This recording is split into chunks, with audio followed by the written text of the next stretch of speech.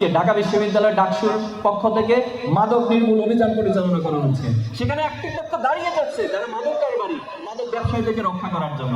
কাউকে গোলামতন্ত্রের মধ্য দিয়ে নিজের মিছিলে নিয়ে যাওয়ার জন্য বাধ্য করা হবে, এ ধরনের রাজনীতি কোনো ক্যাম্পাসে চলবে না। এটা থেকে আমি ঘোষণা দিচ্ছি, কোনো হল দখলের রাজনীতি কোনো ক্যাম্পাসে চলবে না ইনশাআল্লাহ। এখানে হাসিনা ক্ষমতায় এসেই সর্বপ্রথম আমাদের সবচেয়ে আমাদের যে দেশপ্রেমিক সেনা অফিসার তাদেরকে হত্যা করেছিল। হায়নার মতো নৃত্য করা এটা পৃথিবীর খুব কম জায়গায় দেখা যায়, কিন্তু বাংলাদেশের সেই দৃষ্টান্ত, সেই কলঙ্কজনক দৃষ্টান্ত স্থাপন করেছিল খুনি হাসিনা। এবং সেই 28শে অক্টোবরের হত্যাকাণ্ডের মধ্য দিয়ে বাংলাদেশে ফ্যাসিবাদের বীজ রোপণ করা হয়েছিল।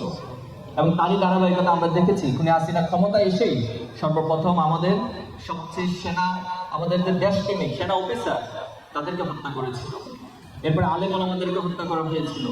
শুধুমাত্র 2-3 দিনের ব্যবধানে আল্লামা সাঈদীর রায়কে কেন্দ্র করে সারা দেশে 100-এরও বেশি মানুষকে হত্যা করা হয়েছিল। নারী শিশু থেকে শুরু করে সবাইকে হত্যা করা হয়েছে।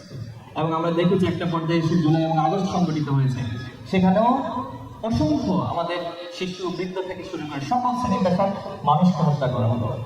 কিন্তু আল্লাহ তাআলার পক্ষ থেকে যে আবাবিল নামক পাখি এই প্রজন্ম তারা যখন জেগেও গেছিল, হাসিনা তার সেই ফ্যাসিবাদকে আর ধরে রাখতে পারেনি।